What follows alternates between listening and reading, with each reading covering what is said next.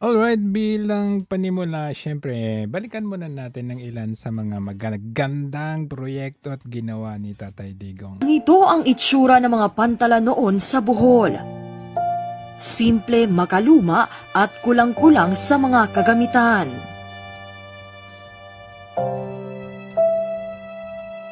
At taong 2013, lalo pang sinubok ang sektor na ito at lubos na napinsala ang kanilang mga pasilidad nang yanigin ng malakas na lindol ang probinsya.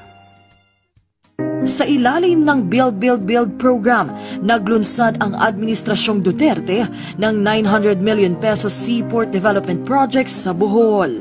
At makalipas ang ilang taon, ganito na ang itsura sa mga pantalan. Port of Tagbilaran, Port of Hagna, Port of Ubay, Port of Tapal, Wow! Port of Talibon, Dami. Port of Loon, at Port of Maribohog. Nitong October 29, sabay-sabay inilunsad ng pamahalaan ang mga natapos na proyekto. I commend the Department of Transportation and the Philippine Ports Authority under the leadership of Secretary Arthur Tugade for successfully completing these projects that mark another milestone under our Build program. Ito hong unveiling ceremony ng 7 puerto ay magpapakita ang binibigyan namin buhay at patotoo, yung tinatawag na making the Filipino life convenient and comfortable. Dito sa Tagbilaran Port, isa sa lubos na nagpapasalamat Wait, sa natin. Making the Filipino life convenient Tingnan buhay natin. at Yan natin. patotoo, yung Pinapansin 7 kasi puerto. ako eh. Build program. Ito hong unveiling ceremony ng 7 puerto ay magpapakita ang Ups, anong relo? binibigyan Wala! Parang tignan nyo namin buhay at patotoo, Ayun na. yung tinatawag Tignan nyo yung gabinete ni Na making- Tatay Digong. Parang the simple Filipino lang life. na walang gaano kung tutuusin. Parang mas mayaman pa tayo tignan eh. life convenient and comfortable. Dito sa Tagbilaran Port, isa sa lubos na nagpapasalamat sa naging pagpapaunlad ng mga pasilidad ang kapitan ng isa sa mga fast craft na si Alfredo Suganov Jr. Para sa kanya, dulot nito'y mas maginhawang biyahe, mas maraming pasahero at mas maraming kita na lubos na makatutulong sa kanyang pamilya. Bata pa ang 2 anak ni Alfredo at dahil sa pandemic, mas tumami ang kanilang pangangailangan. Kaya mabuti na Akala ko mas dumami yung kanilang anak. lamang anya dahil may mga ganitong proyekto na talaga namang mapakikinabangan nila.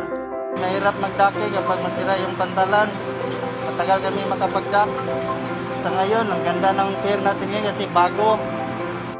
Maging ang Wow. mga pasahero nagpapasalamat din sa ginhawang dulot ng mga seaport projects kahit pa mas mahigpit na ang health protocols ngayon. Bilang isang sikat na tourist destination, mas madali na rin anilang makarating sa Bohol. Mas maganda Isang lugar pa lang yan, Bohol pa lang yan. Alam niyo like for example, yung Clark. Dati hindi ganyan yung airport, maliit. Tapos, yung old, very, very old niya talaga. Pero pagdating ni PRRD, nakita mo talaga world class. Yung, yung wood na ginamit doon sa ceiling, kakaiba yun eh. Parang ang according to my search isang klase ng wood yun na parang inimport pa sa ibang bansa. Kakaiba talaga siya, pang world class. Ganyan yung mga airports natin pagdating ni PRRD. Ito isang lugar pa lang to eh. po ngayon Tutuusin. kaysa dati. Yung espas po talaga kailangan sa loob ng espas nandun na yung acceptance Espas. galing sa barangay na pupuntahan mo. Kompleto na lahat. Pangako ni Pangulong Duterte, mas paigtingin pa ng Pangakong tinupad. Ayan. administrasyon ang kanilang pagsiserbisyo sa taong bayan hanggang sa pagta-administrasyon ang kanilang pagsiserbisyo Tingnan ninyo. Wala man lang kayong relo na mamahalin. Tingnan. Ano yan? Bakit sobrang simple ninyo? serbisyo sa taong bayan hanggang sa pagtatapos ng kanilang termino. All these developments support this administration's vision to provide our people with improved mobility as well as other comfortable, productive, and dignified lives for every Filipino. Yan ang pamana ni PRRD sa atin. Na yung mga iba ngayon, yung dating serbisyo at magandang gawa dati ng dating administrasyon, pumangit na ngayon. Like for example, yung NAIA, there was one time na merong award ang NAIA. I think 4th or 10th. Na pasama siya sa 10th most improved na airport. Pero nung dumating ulit itong administrasyong ito, napasama sa 10th worst airport. Ewan ko, 4th ata yun. Nakakahiya, di ba? Kaya nga ito yung kay PRRD dati, no? Tapos, a few moments later, ganito na itsura. Ayan, no? Panay mga pasiklaban, pasikatan, peke, pakitang tao. Yan, kunwari, ito, Chilean students are here in front of panay PR stunt, you. How are you feeling right now? media hype. Opo, Mr. Great. I much prefer talking to young people, actually. So, sabay pansinin ninyo, iba na talaga to.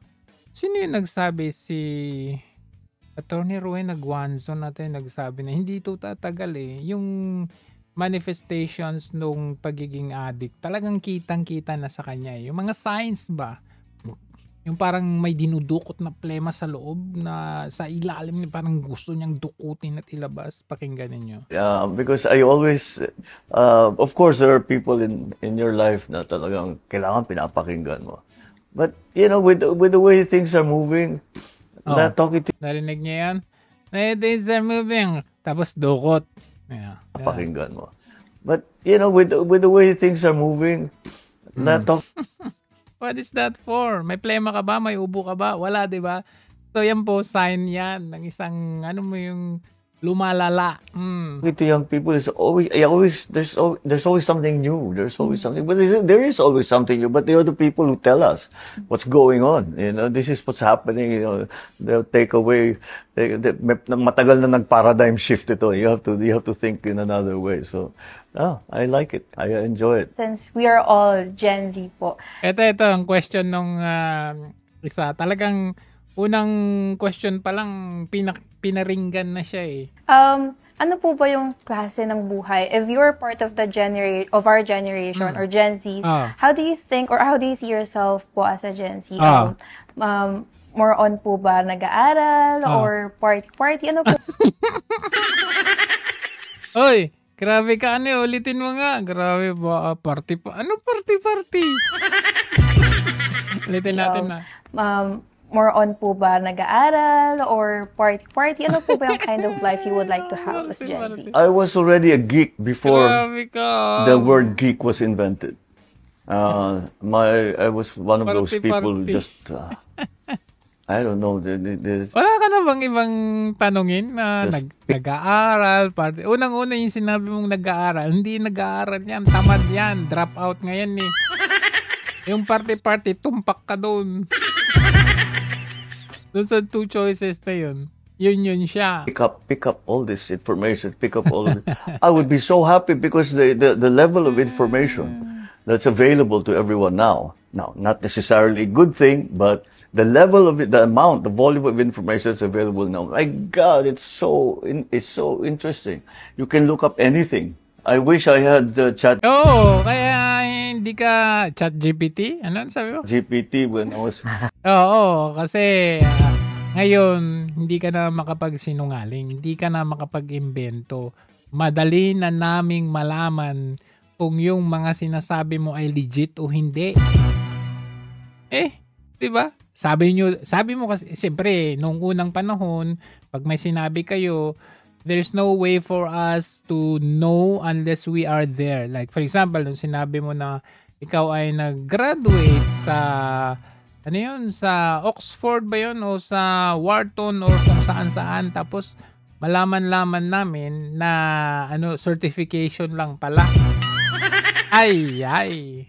Having to write essays and it's 2 in the morning and hindi mo pa natatapos yung essay mo. So, sir, you mentioned po about the use of ChatGPT po in our generation, sa Gen Z po. So, one thing that concerns me po about the ChatGPT or AI in general po is that it's undeniably a threat to us po, especially students, employees, sa workforce po ng Pilipinas. So, I'm wondering... Mas matatalino pa tong mga bata na to. Po na kung magkakaroon po tayo ng regulation about AI po, na pwede po nating implement nationwide. I know, but we are all... Tignan niya, ito pa lang, tanong pa lang to, wala siyang kodigo, siguro may lang, reference lang. Pero tignan niyo, hindi siya yung nag-aalamano. AI po, na pwede po nating implement nationwide. I know. Tapos sagot niya, no, but we are all... Ano ba talaga? Nalilito ako sa, ulitin mo na. AI po, na pwede po nating implement nationwide. I know, but we are all... What? What ba yung hinulam mo kanina? What? Sa diskarte, pinag-uusapan namin yan dahil sinasabi kahit anong gawin natin, nandyan parating, hindi na. Ano ba talaga? You can't even gather your thoughts. Tingnan nga natin kung merong captions. Tingnan natin basahin natin. Ayan, tingnan natin. Yan, dahil sinasabi kahit but we are all discussed. Na pwede po nating implement nationwide. I know, but we are all kahit yung subtitle na English mahirapan sa iyo, tingnan natin Tagalog. Palitan natin tingnan. Diskarte, pinag-uusapan natin kung magkakaroon po tayo ng regulation about AI po, na pwede po nating implement nationwide. I know, but we are all... I know. What? We're all at diskarte pinag-usapan. Diskarte, pinag-uusapan namin yan dahil sinasabi kahit anong gawin natin, nandyan parating... hindi parating ang ang AI, nandyan na. Dadami lang ng dadami yan. Dadalaki. I was doing making a list. Dadami. Of subjects around AI that I wanted to discuss during the ASEAN. So, sinimulan ko. Simple lang. Ano alam mo sa AI? AI and education. Wala kang natapos. Ano alam mo sa AI? Education, AI and infrastructure, AI and renewables. Walang katapusan yung listahan. It does not end. The longer you want, the more time you spend on it, the longer that list will become because it's going to touch everything. And it's important for us to understand it. That's why it's not so easy. May kasabihan yan eh. Legislation is always years behind technology. And the reason is, generally, legislators do not immediately understand technology. Meron medyo techie na nakakaintindi, pero karamihan hindi. So, what will you legislate? What's the best way for the Philippines to take full advantage, to maximize the use of AI? The other side of the equation is, what are the things na kailangan bantayan natin? Ayan na, yung mga fake news, yung mga misinformation, yung mga disinformation, etc., etc. I wanted to ask you guys. Siya na yung magtatanong. Nahihirapan na sa kanila, siya naman na magtatanong. Ang tanong mo? There's one thing I don't understand about the life on the digital life, is the bullying. Yes. Because I think po with our generation and the succeeding generations after us, most of the airtime or the screen time, we are spending a lot of time on gadgets and social media. Yeah. And when you are going to experience such bullying, you are being put into public scrutiny, wherein some of the people would get the ride on that specific issue, or like would the comment, it's not only the one person, but the comment also of yung mga ibang tao din na nakikiride without even knowing the context. In the previous years or yung mga taon na physically yung bullying po na nangyayari, when it comes to the bullying po on this generation, nag-i-stay po talaga siya. Even if years passed by, you can always go back or lagi pong uungkatin ng tao yan. Hindi po siya talagang mawawala sa sistema nila. Ikaw ata yung siniseminar dito. Ikaw ata tinuturuan na yun. Nile-lecturean ka ata dito. Wala ka palang alam sa pambubuli. Pero samantalang ikaw ay bully ka, ikaw ay bully leader. Lalo pa po kapag kilala ka pong tao. Siguro po it's the rise then of the cancel culture in our generation. Wherein po yung cancel culture po, one single mistake and all the things na nagawa mong maganda would be, matatabunan na po siya ng isang problema na nagawa mo, which would greatly affect one's mental health. Actually po, ako din po as someone din po who has experienced such difficulties, mental health po kasi especially in our generation is still a taboo. We don't treat it na parang how important it is. Feel ko po kulang lang po talaga na we let the children understand that there is life outside the social media world. Yes. That you should get to experience that's life. That's the only conclusion I can arrive at. Yun ang buong buhay ng kung sino man yun. Basta yung buong buhay niya is online. So what goes online, that's the only important, that's only things, not what goes on in real life. I think po, para po ma-prevent po natin siya in some way, would be, of course, to educate proper online etiquette po talaga. Netiquette, what we call it po. Ganyan po. Kasi, yung social media is a very huge part of our daily lives na po talaga. In the Philippines, we are one of the greatest users of the internet. Maybe it's just my own experience. But some of the people that bullied me in school became some of my best friends. They really did. Ikaw na bully? Ikaw nga yung bully.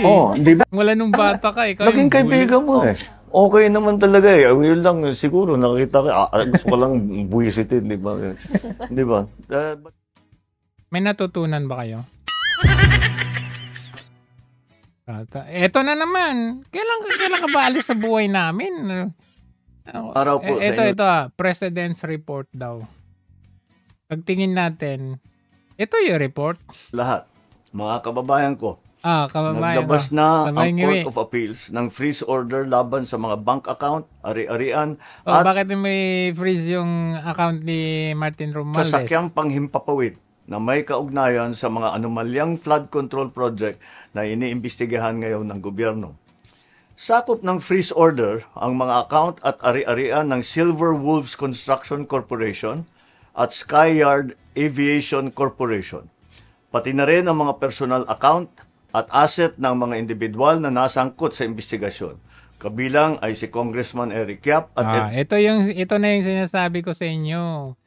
Kayo na mga natitira pang kasama nitong kumag na to, umalis na kayo dyan sa kanya. Kasi later on, ilalaglag din kayo niyan. Bikyap. May mahigit 16 billion na ang pumasok sa mga transaksyon. Kahit na ano pa ang napakinabangan ng taong yan sa'yo, sa inyo, iiwanan at ilalaglag din kayo niyan. Ito ng Silver Wolves mula 2022 hanggang 2025. Nakaramihan ay may kaugnayan sa mga flood control project ng DPWH. Kabuuang 280 bank account ang na-freeze. Account at walong sasakyang panghimpapawid. Skyyard Aviation. Kailangan natin ang mga freeze order na ito para hindi maibenta ang mga ari-arian at para maibalik natin sa ating mga kababayan. Alam nyo, pag ito hindi na presidente, kawawa to. As in, sobra. Yung redeem yung pangalang Marcos, hindi na nga natupad. Tapos pag hindi na siya presidente, hindi na redeem yung pangalan, pag hindi na presidente, sobrang kawawa to. Doble yung naranasan nila noong unang panahon na magiging mararanasan niya pag hindi na to presidente. I tell you. Bawat pisong pinaghihinalaang ninakaw. Meron ding 8 taga-DPWH sa Davao Occidental na nagpadala na ng sulat. Davao Occidental? Ilocos Norte. Na sila ay magsusurrender sa NBI dahil sa hinaharap nilang mga kaso. Inaasahan na rin nating lalabas ang warrant of arrest na ni Sara Diskaya itong linggong ito at hindi na rin magtatagal ang pag-aresto sa kanya. Alam mo, Sara Diskaya, DPWH official, Eric Yap, maliliit yan. Actually, sige nga, ano nyo ngayong si Gregiola? Yan, yung Marvin Rillo, yung Pimentel, yung mga yan. Ayan, sila JJ Suarez, Dong Gonzales. Sige nga, ano yung mga kailan nyo ilaglag yung mga yan? Kasi, according to survey, hindi nagsisinungaling. Tingnan nyo. One that says, primary accountability on flood control. Number 1, si President Marcos. People consider him the most responsible for this flood control mess. Ayan na, 31% said siya ang dapat pinakamalaking pananagutan or pinaka-responsable. The second line is the agencies, DPWH, DBM, and so on and so forth. Third is the Discayas. Fourth naman, is former Speaker Martin. Nangunguna siya. 31%. Mga official ng DPWH, 31%. Contractor, 28%.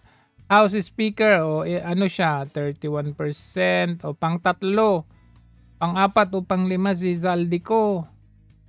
So, bakit siya 31%? Kasi siya talaga ang very obvious na mastermind dito. Wala nang iba dito eh. Kaya hindi ako naniniwala dito kay Ombudsman Remulla na kaya ko kay Marcos yan o Duterte, kaya ko ipakulong, sabi niya, 'di ba? Yan yung sabi niya dito, 'di ba? So a warrant of arrest has been issued against Zaldico. Are you saying a warrant of arrest can be issued against senators this Christmas? Posible. That's posible. O baka next week. Sino po, Senator Bong Revilla? Yun ang low-hanging fruit. Tsaka matagal na yan na lumabas at matagal nang iniimbestigahan yan. Senator Cheese Escudero, sir. Case build-up pa yan. Case build-up pa yun. Ano yan eh? You have to go with the evidence. Dalawang punto nakita ko dito sa sa mga sinabi or interview niya, no. Una, sabi niya, kaya kong mapakulong. Sabi niya, kaya kong ipakulong either Duterte man yan o Marcos. Pangalawang sinabi niya, yun, may makakasuhan na itong December. Para silang parang hawak din nila yung korte kasi nakaset kung kailan ang hatol. Parang wala nang due process ng court kasi iko-korte pa yan eh. After yung initial investigation, preliminary investigation, tapos papasok na yan sa korte, didinggin pa sa korte, bago may makulong. Pero sila nakaset na ng December, ibig sabihin straight na yun, wala nang due process. Yung sinasabi niya na kaya kong magpakulong, no, ng Duterte man yan o hindi, para pa lang yung nangyari doon sa kanyang anak. Sa kanyang pagbabalik sa bansa mula sa Geneva, Switzerland, mulang iginiit ni Justice Secretary Boying Remulla na hindi siya makikialam sa kaso ng anak. May report si Salima Refran. Nakabalik na sa bansa si Justice Secretary Jesus Crispin Remulla matapos dumalo sa UN Human Rights Commission session sa Geneva, Switzerland. Pero hindi siya nagpaunlak ng panayam sa mga naghintay sa kanyang miyembro ng media. Sa pakikipag-usap niya sa SMNI News Channel, sinabi niyang, "I serve at the pleasure of the President." Sagot niya ito sa mga panawagang magbitiw siya sa pwesto matapos arestuhin ang anak na si Juanito Jose Remulla III matapos tumanggap na higit 1 milyong pisong halaga ng high-grade marijuana o kush umano mula sa Amerika. Muling giit ni Remulla, hindi siya nakialam o makikialam sa kaso. Ni minsan raw ay hindi siya humingi ng pabor sa sinumang judge na magpawalang sala. Ang mali raw ay mali at hahayaan daw niyang umusad ang kaso. After a month, nakalabas yung kanyang anak. Prior to that, ang sabi niya, hindi siya makikialam or mangingialam. Pero sabi niya dito, kaya niyang magpakulong kay sino man yan, Marcos man yan o Duterte. So, contradictory yung kanyang sinasabi. Siyempre, DOJ secretary ka, di ba? Anak yan ng DOJ secretary. So, magdadalawang isip, hawak yan ng DOJ, yung mga maglilitis dyan. Siya pa rin ang superior, siya yung boss. Anak niya, anak ng DOJ, yung nililitis.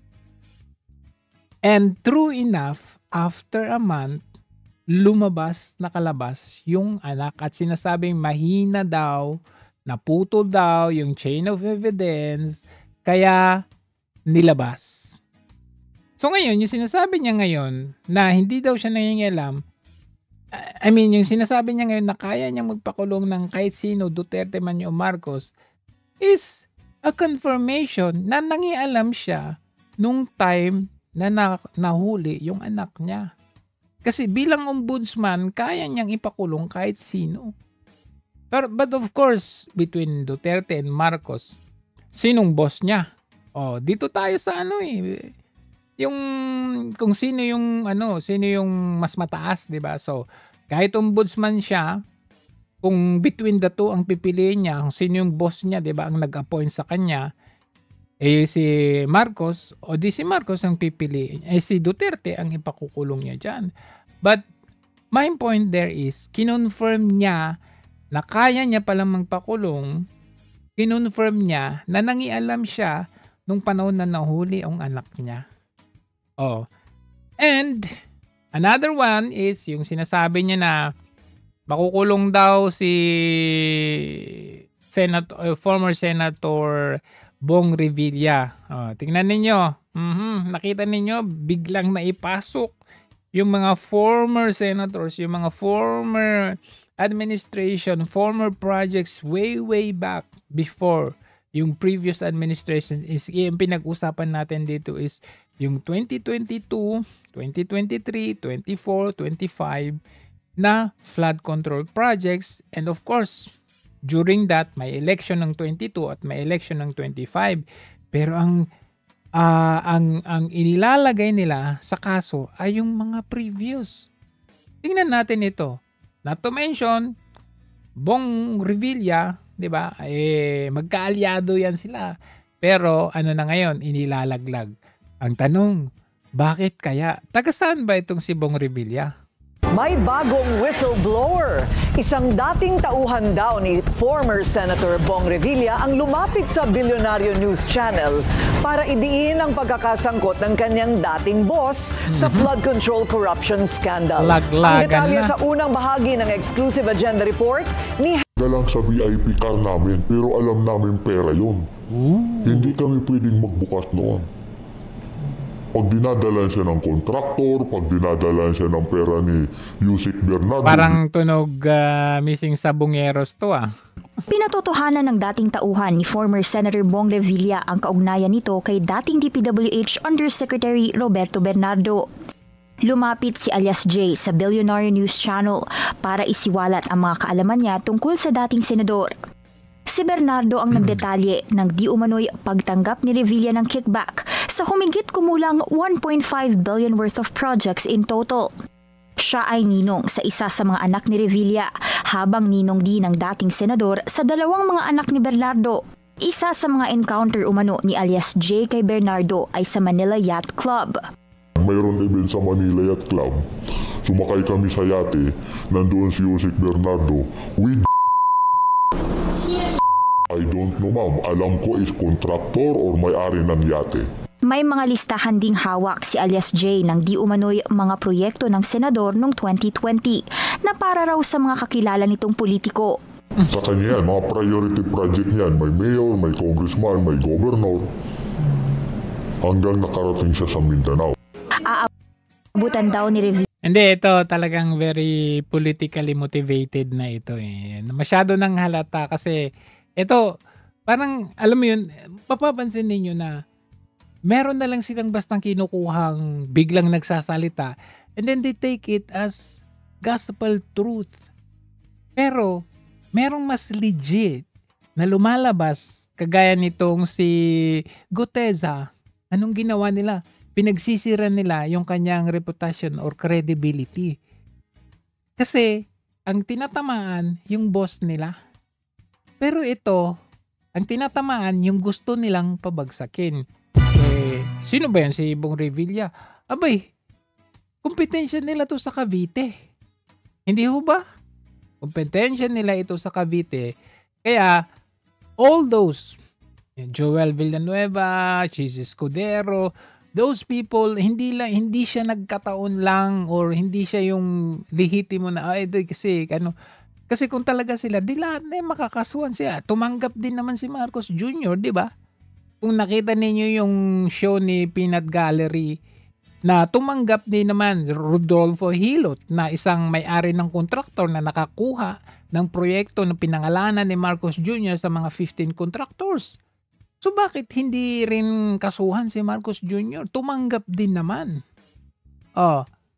Kaya kung talaga sila, kung lahatin nila, marami makukuha, mapapahuli at makukulong. Hindi lang sa mga rivals nila. Rival nila to eh.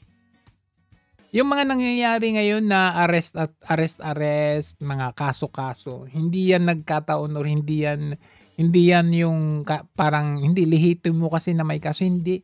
Rivals. They are the rival nito sa Cavite. Incoming. Kaya ganyan ang nangyayari kasi sa dami ba naman. Tapos yan lang ang maano ninyo, 'di ba? Pero kung titignan ninyo itong si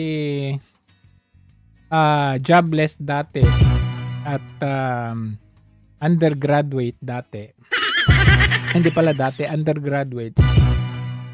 Kung makapagsalita dati nung hindi pa siya presidente, akala mo matino. Tingnan nyo. The problem is that what's happened is that the culture in our government has become such that the entire government, all its agencies, all its organs, all its offices are allowed to be used for personal gain and for basically corruption.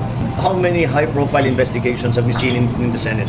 How many well-proven incidents of corruption have we seen in government?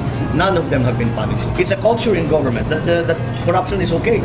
This administration basically has said to all of its people that it's okay for you to make money in government, to take a little percentage here, to get a kickback, to overprice. Okay lang yun. That's part of the way we do business, and that is a dangerous thing. You have to prosecute the laws strictly, and you have to prosecute someone who is in fact somebody who's prominent, and show that you are serious in prosecuting anybody. Ano naman kayo? Ay, nako, maya naman kayo. Grabe, no. Eto, mas, kasi, ang galing-galing niya magsalita. Somebody else ma-prosecute, dapat prominent. Ikaw yun eh. Sa panahon mo, nagkalat yung mga kickbackan, yung mga ghost projects. Sa panahon mo yan, ha. Kaya nga, sasabihin nila, hindi, meron din naman yung kay dating administrasyon, ha. Pero nakita ninyo, even the nature, kaya niyang patunayan kahit nagsasalita kayo ng kung ano-ano. Mismong kalikasan ang nagpapakita ng ebidensya. May baha dati pero hanggang paa. Ang baha ngayon, malulunod ka. Mamamatay ka kasi talagang lampas tao, lampas second floor. Kalikasan na mismo ang nagsasabi. Huwag niyong sasabihin na, ito dati, meron. Pero hindi kagaya ngayon. Diba? Huwag mo irarason yung sinasabi niya na ito global warming, umiiba na yung panahon, hindi sumusunod sa schedule yung bagyo. Ano pa naman yung klase niya? Ang dami yung mga rason nito, mas maganda pa yung explanation nitong si Atty. Topacio. Alam mo, hindi maaring hindi tayo magduda sa sinseridad ng pamahalaang ito sa paglaban sa korupsyon. Bakit? Unang-una. Oo. Bakit? Ang unang-unang ginawa ni Pangulong Marcos pagkaupo niya ay buwagin yung Presidential Anti-Corruption Commission. PACC. Kung narariyan yan, pwedeng nyo na munang mag-imbestiga sa mga corruption. Binuwag niya yan. Opo. Ibig sabihin, hindi siya seryoso sa paglaban ng corruption. Ayaw niya na may body. Ayun. Kahit sabihin mo pang appointed niya na medyo sisinghot-singhot ng mga corruption, yung sniffing around. Okay. Ngayon, napilitan siya kasi naipit na siya. Ayun. Yung sinasabi nilang naratiba na napilitan siya, yung sinasabi, mahiya naman kayo. Kung may kasangkot ang Pangulo dyan, bakit siyang unang nagsabi na mahiya naman kayo. Alam nyo, may mga tao na para naman kayo hindi nanonood ng pelikula o nakakakita. Kaya nga, ito maganda. Try lawyers, ganyan eh. May mga tao na kapag gumawa ng krimen, sila mismo tatawag ng pulis. I-report nila. Uy, may krimen ho rito, may napatay. Opo. Paano mo na pagdating ko ho rito, patay na eh. Hindi siya magdududahan. Siya nag-report. May nangyayaring ganyan. Huwag na nating pagkaila, di ba? Play safe. Number 2. Bakit hindi? Sa krimen nga, di ba, halimbawa sa bahay, ang pinakaunang suspect dyan yung kasama sa bahay o kaya yung asawa. Hindi mo sasabihin na may kinalaman siya dyan. Di ba, pinagmalaki pa niya yung 4,000 plus na pahina ng GAA, pinag-aralan ko. Kung pinag-aralan mo yan, sabi niya, wala akong nakitang blanco. Ikaw ang gumawa ng NEP, yung National Expenditure Program, na isinumite mo sa Kongreso, makikita mo kung talagang iyong pinag-aralan, yung NEP, yung GAA, na nag-iba ng husto yung sinumiti mo kesa sa lumabas sa Congress. Kung talagang binasa mo. Hindi niya binasa, ano ka ba eh. Nag-session na nga lang sila, ano ka ba? Session ang ginawa nila. Ibang basa yung ginawa. Ang bagay lamang yan. Ibang basa. Ayan, ibang basa yung ginawa nila. Oh, I can't. It's too big. Sinungaling ka na sinabi mong binasa mo, hindi mo binasa, ha? Hindi mo ginawa yung iyong katungkulan na bago mo pirmahan ay binasa mo or alam niya. Alam mo Yaw. na meron, pinirmahan mo pa rin. Na may insertion. Ikaw ang may nag-insert yan eh. Sabi nga ni Zaldico, di ba? Pina-confirm pa ni Zaldico kay Pangandaman. Tinanong pa ulit niya kay Martin Romualdez. So, what the president wants, the president gets. Ngayon, ito nga sinasabi, gumawa sila ng ICI kasi naipit na sila. Ang dami ng panawagan. Tayong unang-unang mga nanawagan ng Truth Commission. Binigyan mo ngayon ng powers. Pero kita nyo paano magiging independent yan? Unang-una, inamin ng acting DOJ secretary nang hihiram daw ng piskal sa DOJ. Paano magiging, hindi ba tawag independent, sabi nga ni Congressman Marcos? So, ibig sabihin, under pa rin sa utos ng DOJ. Uy, wag niyong galawin yan. Yan. Sige. Ops, wag yan. Uleta. Yes. Ay, sila, hindi sila aasa sa iba. Number 2, lagi na niyan si Vince Dizon. Di ba? Kaya nag-aalisan lahat eh. Saka DPWH bakit wala palang pondo yan eh.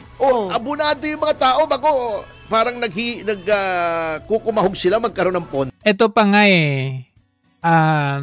Di ba yung ombudsman supposed to be walang independent talaga yan sa government body. It's only this administration, only this time kung saan ang ombudsman ramdam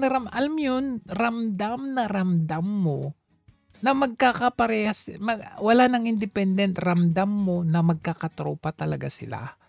Kasi makikita mo ngayon ko nga lang nakilala si former ombudsman Samuel Martires kasi hindi naman kagaya ngayon na press con dito, interview dito, at kung anong pinagsasabi mo doon, halatado na merong kang pinapanigan. So, hindi na yun siya independent. Walang, alam mo yun, it's always merong yung bias na mararamdaman mo. Sa panahon ngayon, ganyan eh. Control, sino bang may control ng pag-release ng pondo? Executive. Yes. Paano ka naging independent? Anyway, eto, natatawa ko rito na naman sa ating talagang pambansang payaso. Na si Undersecretary Claire Castro. Okay. Unang-una, bakit siya nagko-komento sa pending legislation? Sinisira niya yung separation of powers eh. Di ba? Di ba dapat hindi ka nangingialam? Tama. Bago magbibigay pa siya ng mga opinion niyang Kapuita naman. Sabi niya, pag nagkaroon daw ng independent commission, People's Commission, Independent People's Commission. Ayaw ko ipakita yung kasama niya, busy sa phone eh. Baka daw duplication na yan ng functions ng DOJ at ng ombudsman. Yung ICI nga duplication na yon. Bakit hindi nyo naisip yun? Duplication ng ombudsman yun. Gawa nyo yung ICI. Walang isip kasi ang palasyo. Walang isip? Agoy, grabe ka. Sinasabi nila may conflict of interest daw si Magalong. Bakit in-appoint nyo in the first place? Ito may duplication din ito eh. Saan ba pumupunta lahat ng recommendation ng ICI? Hindi ba sa ombudsman? Hindi ba sa DOJ? Hindi ba humihiram kayo ng piskal? Hindi ba nakikipagpulong kayo sa ombudsman? Tama. Pambihira. Meron pa ito Sabi pa ni Claire, and I quote, kung sila daw ay gagawa ng batas na naglilikha ng Independent People's Commission, sana daw ay hindi ito ma-question yung constitutionality. Dahil maaring redundant. Bakit pinangungunahan mo? Bakit pinangungunahan mo? Baka siya na ang presidente ng Pilipinas. Siya na yung presidente. Okay na. Nagsasalita. Hindi na nag-phone. Yun lang yun. Ano sabi mo? Bakit pinangungunahan mo? Baka siya na ang presidente ng Pilipinas. Ombudsman. Ikaw na raw. President man. Yun lang yun. Ito yung isang napansin ng mga tao. Baka siya na ang presidente. Bakit daw ang presidente ang ombudsman? Daldal ng daldal. Bago magpasko may makukulong.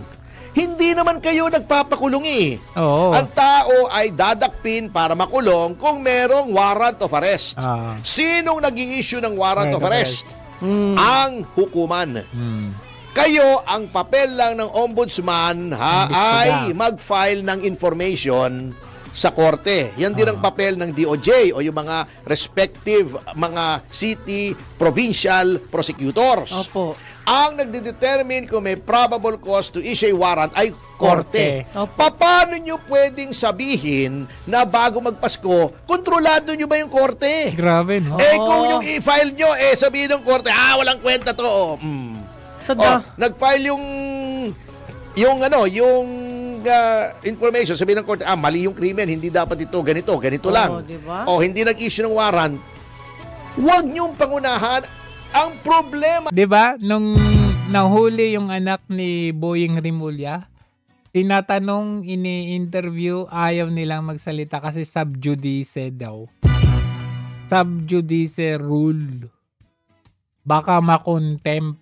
Pero dito, grabe, kaliwat kanan interview, kaliwat kanan ng press con, press briefing, araw-araw.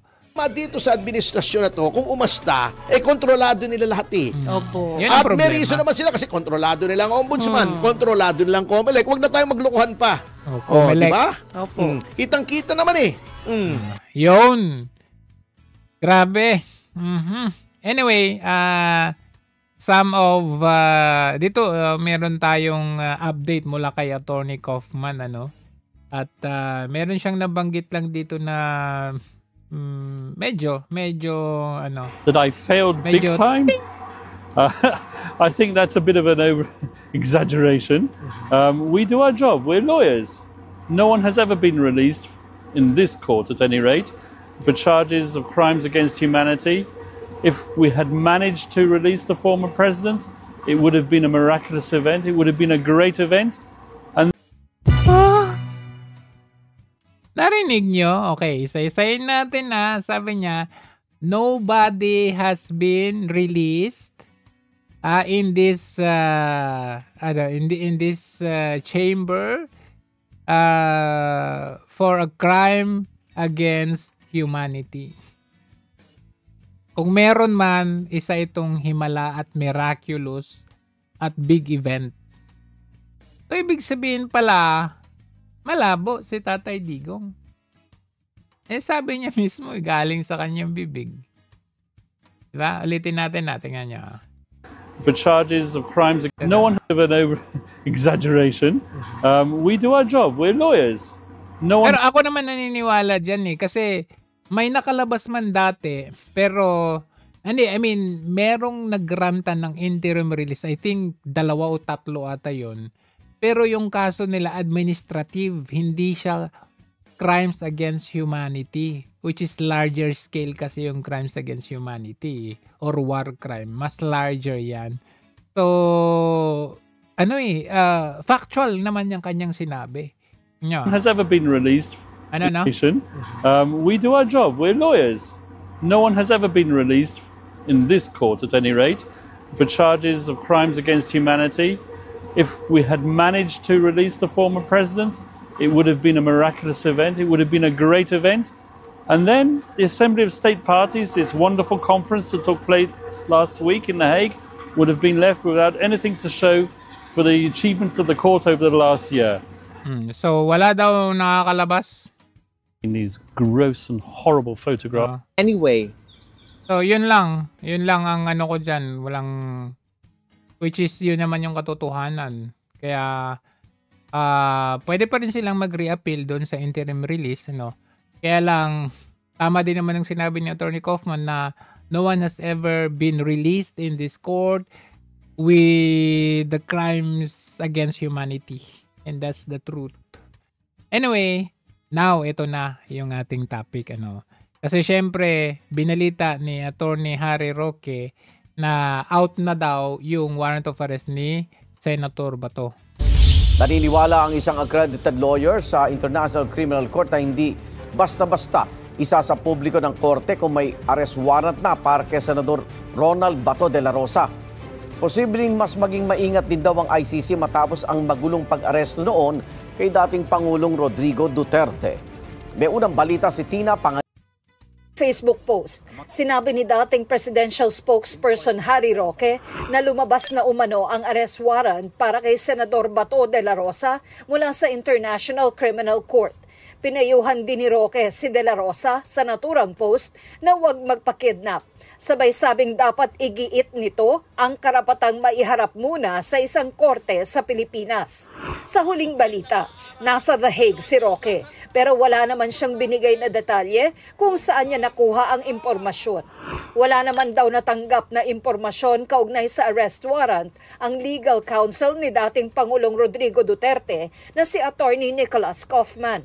Anya, labag sa prosecutorial logic ang paghiling sa karagdagang ICC arrest warrants bago maresolba ang mga inapela nilang issue sa kaso ni dating Pangulong Rodrigo Duterte. Si Ombudsman Jesus Crispin Remulla ang unang nagsabing meron ng arrest warrant laban kay De La Rosa. Pero sabi ni Attorney Nicholas Kaufman, hindi siya naniniwalang magpapabaya si Remulla sa posibilidad na ma-contempt sa pag-leak ng confidential na arrest warrant. Punto niya, walang ganoong panganib sa pagkakalat ng fake news. Nang tanungin naman si ICC accredited lawyer Attorney Gilbert Andres tungkol sa issue, sinabi nitong kung maglabas man ng arrest warrant ang International Criminal Court kay De La Rosa, hindi ito isa sa publiko. Hindi rin nila kino-confirm, Alam naman natin, sabi ng spokesperson ng ICC na I don't have any info on that. At sabi lang nila yun. Muling lumutang ang balitang inilabas ng warrant of arrest ng ICC laban kay Senator De La Rosa. Ang nagsabi niya na yung mismong kalyado ni De La Rosa na si dating presidential spokesman Harry Roque. Live mula sa TV5 Media Center, nangungun sa balita si Ian Suyo. Ian, kumpirmado bang may warrant of arrest na laban kay Senator De La Rosa ang ICC? Gigi, wala pa ngang kumpirmasyon yung detalye na yan, at hindi rin sinabi ni Attorney Harry Roque kung sino ba ang source niya may kinalaman dito. Pero pinayuhan niya si Senator Bato de la Rosa na huwag daw umanong magpapakidnap. Ayon naman sa abogado ni Senator Bato de la Rosa na si Attorney Israelito Torion, tila daw may katotohanan nga talaga yung pagkakaroon ng arrest warrant laban sa kanyang kliyente. Pakinggan natin yung naging pahayag kanina ni Attorney Torion. Totoo na talaga ito ata, itong arrest warrant. Totoo na yan. Maraming nang nagsasabi sa akin, hindi naman po pwede na gagawin na naman natin yung ginawa natin kay Tatay Digong, nadakpin na lang kaagad. Jiggy, bago pa man yung pahayag na yan ni Attorney Roque, nauna nang sinabi ni Ombudsman Boying Remulla na meron talagang arrest warrant laban kay Senator De La Rosa. Sa katunayan daw, may hawak siyang unofficial copy nito. Pero sinabi na noon ng ICC na kung walang lumalabas na ganyang impormasyon sa kanilang official channels, most likely hindi raw kumpirmado yan. At iyan, paano ba ang sistema o pulisya ng ICC dito sa kanilang arrest warrant? Maalala ninyo ito. Okay, Jiggy, himayin natin yan. Nakasaad yan sa Article 58 ng Rome Statute. Yung Rome Statute... Maalala ninyo yan. I was expecting it already. Ito yung katatapos na kinidnap si PRRD. Hinahanap kasi si Senator Bato niyan. Kaya hindi natin nagulat. I was expecting it. Maraming nagsasabi na nagtatago daw kayo. Bakit ba kayo ngayon lang lumabas? Ito ba nagtatago pa kayo? Hindi ako nagtago. Nagpatay lang. Nandito ako sa Mindanao, nangangampanya, di ba? Tapos, scheduled kami. March 13 yung date nito. March 13. Puntang... March 11 yung kidnap. Papuntang Hong Kong dahil nga yung PDP Laban rally doon sa Hong Kong. Di ba? Pumunta sila si President Duterte doon. Schedule ko pupunta nung madaling araw, alas 3 yung flight ko. Meron nag-info sa akin na may... Meron nag-info sa kanya. Ano sabi niya? Ko pupunta nung madaling araw, alas 3 yung flight ko. Meron nag-info sa akin na may lalabas. May warrant na daw kaming dalawa ni President Duterte. So sabi ko, tinawagan ko na lang sila si E.S. Villaldia doon sa Hong Kong na hindi na ako tutuloy. At mag-ready na ako dito sa aming petition for certiorari and prohibition. Okay. So alam may info, may nag-leak ng info sa kanya na merong warrant of arrest. So ibig sabihin, ipinarating na rin ni Senator Bato kay through E.S. Villaldia kay PRRD. That's the reason why nung nag-speech, nagsalita si PRRD doon sa event na yon, sinabi niya na meron daw akong warrant of arrest, sabi niya. Kumbaga, merong idea baga. So, ibig sabihin, ito, may nag-info sa kanila na merong warrant of arrest. Nangyari na nga. So, ngayon, hindi pwedeng ikibit balikat na hindi totoo. Kasi una, nadulas si Remulla eh. Tapos, gusto na nilang, gusto na nilang bawiin na wala naman talaga. Sabi ng DOJ, wala. DILG, sabi nila wala. At hindi basta-basta maglalabas. Gano'n naman talaga, hindi basta maglalabas. Pero, meron na yan. Ngayon, gusto ko lamang balikan kasi after nito, pumunta si Senator Bato de la Rosa doon sa Malacanang at nagkausap na raw sila. Ayan may video to pero ito na lang Sabi niya dito, nag-usap ito March 13 ito Nag-usap kami sa Malacanang. Sinabi niya sa akin hindi raw siya papayagan na mag-imbestiga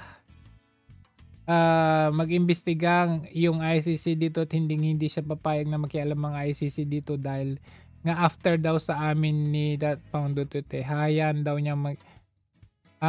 hayan daw niya makialam ang ICC dito, sinong susunod?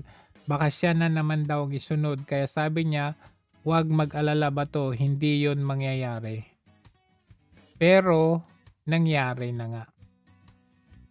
Diba? So, after that, okay na naman. Nagkaroon na ng mga okay na. Sabi ko nga, ito kasi mahirap talagang pagkatiwalaan itong si Marcos kasi walang utang na loob at traidor. Hindi niya lilingunin yung mga bagay na ginawa mo para sa kanya. Ang importante sa kanya, kung ano yung maganda para sa kanya, sa kanyang pamilya at mga aliado niya. Yun lang. Kahit nga kaalyado niya tinatraidor niya yun yung problema sa kanya. Kaya during this time, there were times na pinupuna ko din si Senator Bato. Just like this one instance, about doon sa usaping peace talks. Kasi gusto ni Marcos during that time, di ba meron na tayong NTF CAC, talagang pinulbo natin yung mga rebelde, makakaliwang grupo na yan for siguro 56 years na ngayon. 55, 54 years nung panahon ni PRRD, napuksa na sila kasi 50 years silang naghahari sa Pilipinas.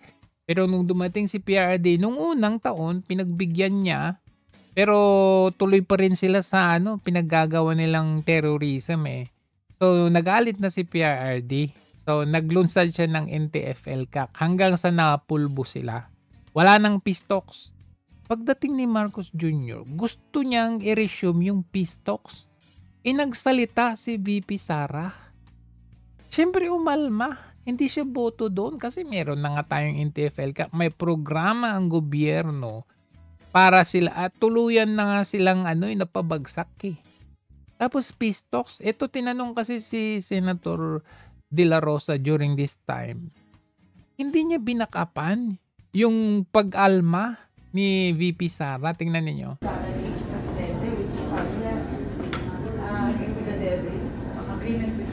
Oh, sinabi ni VP Sara dito, you are talking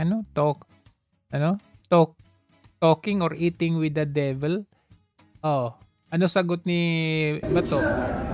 Nakita mo yun, it's just a plain appeal. Oh, plain appeal lang daw yun. Appeal to the president para pwede niya reconsider. Appeal lang naman yun. Appeal lang? Nilalang mo yun? Para sa amin, napakalaking step. Bold move, kumbaga. Hindi yun lang, hindi yung appeal lang. Isa itong malalim na pinag-ugatan. Kaya, kasi kung simpleng appeal lang yun, bakit hindi niya kinausap in private? Pwede naman sila, di ba? BFF nga sila, di ba? So, bakit kailangan niyang mag-public or sa publiko, di ba? So, hindi lang yun appeal lang. Yun. Tapos tinanong siya dito, Tinanong siya kung agree ka ba doon sa peace talks? Ay yung sinasabi ni VP, agree, sumasang-ayon ba kayo doon sa sinabi ni VP Sara? Tinanong siya dito. Sila. Siyempre sila. Saan ba yan dito? Don't tell me. That the Vice President... Ito. Sir, so do you not think that the Vice President has enough basis to come out with those statements? Kasi based on the past experiences na nangyari na during... May enough basis ba daw si VP Sara? Yun yung tanong. Kanina sinabi ni Senator Bato, oo, kasi naranasan niya yun. At danas ko din bilang second lieutenant. Tingnan mo yung sasagot niya. Ganun talaga. That's how the Vice President views it. Na talagang sa lahat ng pistok, ilang pistok na. Ano nangyari sa pistok natin? Support pistoks. Pero support mo pistoks. There is no ceasefire. Dahil kung may ceasefire, gagamitin naman nila yan magpapalakas to consolidate their forces. O di parang yung binibintang ninyo sa China or tingin nyo sa China na nakikipag-usap sa Pangulo to Pangulo, pero meron pa rin mga attack sa South China Sea or West Philippine Sea. So parang ganun, peace talks, pero walang ceasefire? Ano yun? Labo mo. Walang ceasefire. Pistok kayo. Kung gusto nyo magkipag-pistok sa amin. But not on your terms. It should be in our terms. Government's terms. Because wala na kayo. Lugmok na kayo eh. Wala na kayo. Wala na kayo leader. Yun na nga, pulbo na nga, pero boto ka doon sa peace talks. Si VP Sara sabi niya, ayaw niya kasi para kang nakikipag-usap sa devil. Who are you to make demands? Bumiyahe pa. Gamit nung term yun. You don't have Bakit hindi mo securing your position? Ano mo pag nag-rap naman? Kayo ng view, pero bakit hindi mo nga masagot? Suportado mo ba ang statement behind ka? Bakit hindi mo Ayan, pumuntang bumiyahe pa gamit ang pondo ng bayan, pumunta sa Oslo. So kaninong term yun? You don't have to make demands. The government should be on top of the situation. Ganun. Pero supportado niyo yung statement ni Vice President. Ang tanong, suportado nyo ba ang statement ni Vice President? Tingnan niyo sagot. Are you supporting the statement Well, as I have said, everyone has his own perspective. Yes or no? Bakit hindi mo kayang sumuporta? Backupan mo. Rally behind the Vice President's statement. Natatakot ka ba kay Marcos? Are you trying to protect securing your position? Ano mo pag nag-rally behind ka the VP Sara? Marami kaming baback up sa'yo sa 2025. December 2023 to eh. Hindi yung ganito na akala namin batong-bato ka tapos nang nasa pwesto ka na parang lumambot naman na, hindi naman na. Do you support VP Sara stand? Perspective niya yun. Mataba to, yung nakikita namin sa ano mo, senator naman. What is happening? So, yan ang kanyang view. Yan yung kanyang view? Hello! Pinulbo na nga ng NTFL CAC under previous administration. Tapos, hindi mo siya babakapan? Yan yung kanyang view. Yan yung kanyang view. Pareho kayo ng view, pero bakit hindi mo nga masagot? Suportado mo ba ang statement ni VP Sara? Yes or no? Yan yung yan yung mga puna ko. Ito pa, yung kaso naman with former Congressman Arnie Teves. Parang ito nag-joke kasi dito si Tulfo, no? Anong date man ito? August 2023. Nag-joke si pinaringgan niya ito si Kong Teves na nasa labas nagtatago. Tingnan mo yung reaction ni Bato, tumawa. Ano, hindi ka nababagabag na namatay ang vice mayor mo? Babagabag po, sir. Nandun po ako noon sa Manila po, sir. Manila ka? Opo, sir. Ka doon nung nangyari sa Manila ka? Opo, sir. Si Teves nasa abroad nung may nangyari kay Dicamo? Si Teves nasa abroad nung may nangyari kay Dicamo? Tumawa, di ba? I mean, what's so funny? I mean, kumbaga kasi during that time, ang point ko dito, during that time, nasa ka na eh, nasa comfort zone ka na eh. Andito ka sa magandang upuan, kumbaga. So, nakakalimutan mo na kaya ka nandyan sa upuan na yan is because the people rallied behind you because of your support to our cause. Ano yung cause natin? Yung cause at drive ng isang former President Duterte. Tapos biglang, parang alam mo yun, eto although ang pinag-uusapan natin dito is si Kong Teves, marami kami nag-rally behind Kong Teves na siya ay pinaratangan. Kumbaga siya ay, nakita nyo naman kung paano nila binakantian yung kanyang distrito na siya naman ang binoto ng taong bayan dyan sa may 3rd District ng Negros Oriental. Yun yung pinupoint namin dyan. When in fact, kita nyo naman ngayon, yung talunan sa botohan na congressman kagaya ni Abante, yung pa yung inilagay nila, talo na nga, yung pa inilagay. Kitang-kita dito, pero tingnan mo yung reaction ni Bato.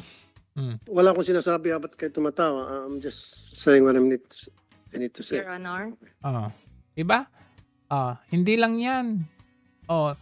Now, Senator Bato de la Rosa, hindi ka namin kinokondena. Or ako, myself, hindi kita kinokondena na, kita mo ganito. But I just want to go back to this, sa mga tao pa ngayon na natitira dyan, na iniisip ninyo na kayo ay in your good position. Kaya kayo nandyan at pinagtatanggol nyo yan. Darating ang panahon na yung ginagawa ng administrasyon sa amin ngayon, mararanasan din ninyo yan. At by that time na mararanasan ninyo, maiisip ninyo, bakit ninyo ito ginawa sa akin? Ipinagtanggol ko kayo. Kinasama ko kayo.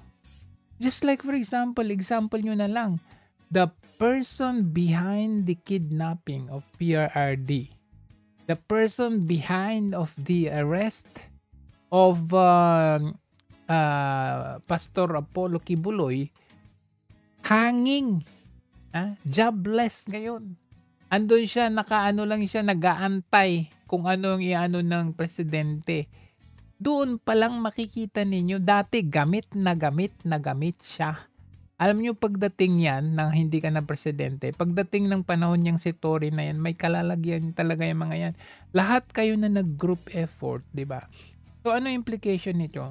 Habang maaga pa, okay, during the time, sinasabihan ko tong si Senator Batoy na huwag naman ganun kasi darating yung time na, alam mo yun, gagawin din sa'yo yung ginagawa sa kanila. Gagawin, tinatawanan mo si Kong Teves, di ba? Nagtago. Lumabas ng bansa, nagtago. Ano ngayon? Ikaw naman na ngayon ang nagtatago. At remember, sinabi mo ito kay DJ Bantag. Tignan mo. Meanwhile, Senator Ronald Bato de la Rosa believes that suspended Bureau of Corrections or Bucor Chief Gerald Bantag should answer the allegations against him in connection with the killing of broadcaster Percy Lapid. Bantag, together with other personalities, are facing murder complaints filed by the National Bureau of Investigation and the Philippine National Police over the killing of Lapid and the alleged middleman, June Villamor. De la Rosa, who also served as a Bucor Director General under the Duterte administration, advises Bantag to face the charges and undergo the process of the law. Bantag earlier said in an interview that he would rather die than be jailed, as he denied his alleged involvement in the killing. Harapin mo. Anyway, if you are really innocent, then you will be set free. Wala ka namang danger kung nasa custody ka na ng gobyerno. Anong danger na natakot mo?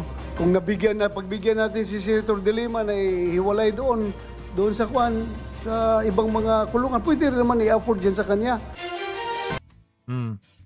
Ayun, ano yung lesson dyan, Senator Bato? Diba, during that time, kami po, we rallied behind DJ Bantag. Kasi kami po ay hindi naniniwala na siya ang behind ng pagpatay kay Percy Lapid. Kami po ay naniniwala na ang behind ng pagpatay kay Percy Lapid ay no other than the government itself. Pero ikaw, hindi mo binakapan si DJ Bantag na si DJ Bantag ay isang appointee ni PRRD. Yun yung ano dun kasi you were in a good position. You were in a nice sitting position. Kaya nasasabi mo na face the music. Kung alam mo wala kang kasalanan, just face the music. Huwag kang matakot, di ba? But look where you are right now. And that's the lesson of it. Sa mga iba pa dyan hindi ito pagkundi na kay Senator Bato, but it just teach us a lesson na wag tayong sumama sa pang-aapi ng tao sa isang tao. Kasi darating yung panahon na baka yung taong kinakampihan mo, ikaw din yung isusunod na apihin. Which is ito yung nangyari kay Bato. Ito yung nangyari sa kanya. And during that time, inaasahan natin na itong si Senator Bato magsabi na, wag kang sumuko o diyan ka lang kasi alam namin, naniniwala kami sa iyo na hindi ikaw, diyan ka lang. 'Di ba? Yung bang yung nagsisik ka ng refuge. Nagsisik refuge sa iyo na alam namin na ikaw sana yung aasahan niya during that time kasi ikaw naging former Director General ka ng Bucor, dating Chief PNP, very close to PRRD. So ikaw yung pinaka immediate access niya sana kay PRRD na makatulong sa kanya, and yet ikaw pa yung nagsabi na face the music. So ngayon, hindi ko alam kung ano yung sasabihin ni DJ Bantag. Malamang sasabihin niya sa'yo, now you know the feeling. I can even tell you now na you face the music. But of course, hindi, magkakampi tayo. I still sympathize with you. Parehas tayo ng stand. Tayo po ay pinaglaruan ng hustisya. Tayo po ay pinagmaltratuhan ng hustisya. So, instead of me saying now, face the music, well, welcome to the club. Parehas na tayo ngayon. Parang ganun. Pero tignan mo ang nangyayari sa'yo, Senator Bato. Yung mga taong inaasahan mong tutulong sa'yo, tumutulong sa'yo. Anong sabi nila? Magtago ka. Huwag kang magkapakidnap. And isa dito is si Senator Robin Padilla. And I did not even expect na pati si Erwin Tulfo sasabihin niya. I mean, this is the time na kailangan mo yung mga ganyang payo. Which during that time, yan yung payo na kailangan ni DJ Bantag during that time. But instead, ang narinig niya sa'yo is face the music. Ayun, pitingnan na natin ito bilang panghuli. Naiintindihan daw ng mga kapwa-senador kung bakit missing in action si Senator Ronald Bato de la Rosa. Kasunod yan ng balitang may arrest warrant na ang ICC laban sa kanya. May payo naman si Senator Robin Padilla kay De La Rosa. Ang detalye sa agenda report po sa halos isang buwan ng pag-absent ni Senator Bato de la Rosa. Sa kabila niyan, maligayang Pasko pa rin ang hiling niya sa kapwa-senador. Malungkot kung kulang. Wala akong kabiruan. Pero siguro is just trying to make sure kanya safety. Mula ng diba? Hindi niya sinasabi na face the music. Mutok ang di umano'y ICC warrant laban kay De La Rosa nitong Nobyembre. Hindi na siya pumapasok sa Senado. Siya ang nooy hepe ng PNP nang ilunsad ni dating Pangulong Rodrigo Duterte ang madugong war on drugs. Sa ngayon, hindi pa naman daw malaking kawalan ng pag-absent ni De La Rosa ayon kay Tulfo. Tuloy lang daw kasi ang trabaho ng Senado at may quorum pa rin tuwing Senate session. Kaya lang nabawasan ng Senate minority. Mahirap daw alamin kung sino ang dapat paniwalaan pagdating sa validity ng ICC warrant. Dahil una nang sinabi ni Ombudsman Jesus Crispin Remulla na totoo ito. Pero ayon sa legal counsel ni FPRRD na si Nicholas Kaufman, walang basihan ng paglabas ng panibagong warrant ng ICC dahil may issue pa umano sa jurisdiction sa kaso ni Duterte. Hindi nagbigay ng payo si Tulfo sa kapwa-senador dahil option naman daw nitong magtago o mag-absent sa Senado. Nasa kay Senator Bato yun. Hirap naman pakialaman ko. Ano desisyon niya siguro? Sige, kung ayaw niya na lumutang. Nagawa naman yun before, di ba? Nila Senator Ping, di ba? Tapos they came out na lang after few years na para magpaliwanag. Payo naman ni Senator Robin Padilla sa kapwa Duterte ally, never surrender to foreign power. Ganyan ang kailangan natin, di ba? Sa mga kakampi, kaalyado, support, backupan, ganun. Ating pulis, batid na raw ni De La Rosa na mainit ang kanyang cellphone dahil sa ICC issue. Hindi pa rin kinukumpirma ng ICC ang nasabing warrant. Kahit una na ring sinabi ni dating presidential spokesperson at attorney Harry Roque na lumabas na nga ito. Anila, lahat daw ng official public court records ay published sa ICC website. Para sa agenda, Hannah T. Ayan. So ano yung lesson dito? Kayo na natitira dyan, tama na. Darating ang panahon na kahit anong effort ng pagtatanggol nyo dyan, kahit anong gawin nyo dyan, makikinabang kayo ngayon but later on, nakita nyo ang dami na. Sino yung mga halos lahat ng mga inano niya ngayon, Chis Escudero, nakinabang siya dyan. Chavit Singson, lahat yan mga yan, yung mga inaano niya ngayon, nakinabang yung mga yan. Kahit yung mga diskaya nakinabang yan sa mga diskaya. Halos lahat. Mismong ginawa niyang aso, si Torre, anong ginawa nila ngayon, di ba? Pinakauna niyang ginawa niyan si Attorney Vic Rodriguez. Walang kautang-utang na loob. Walang sinseridad. Kaya kasi nung time na ito, ginagawa ni Senator Bato de la Rosa, parang nag-i-stay siya dyan sa sa administrasyon. But at the same time, nag-i-stay pa rin. Kumbaga siya play dito sa safe zone during that time. Which is hindi dapat kasi darating at darating din. Kumbaga, dun din ang tagpo, ang dating niyan. Kasi, whether you like it or not, nakasulat na yan sa kanilang playbook. Yan na yung playbook talaga nila. Kaya, bukod sa napakinabangan kanila during the time kasi medyo dito ka sa kanila, dito ka rin kay PRRD, dito ka, napakinabangan ka na ngayon nila, tapos ngayon, double dead ka na kasi talagang, yun talaga ang nakasulat niyan. Bakit? Kasi, yun talaga ang plano nila. Nakita ninyo, sabi ni Remulla, makukulang yan, makukulong. Maraming makukulong by December. Maraming including lahat.